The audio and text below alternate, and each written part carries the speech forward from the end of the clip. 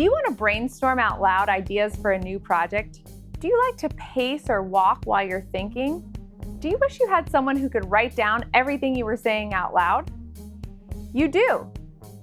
Use Google Docs voice dictation in one easy step. I'm Laura Mae Martin, Google's Productivity Advisor, here to show you how to work your space in Google Workspace. Today we'll show you how to use Google Docs voice typing in one easy step. In a new doc, go to Tools, Voice Typing. Choose your language and click the microphone to start speaking. Use phrases like period or next line. So there you have it.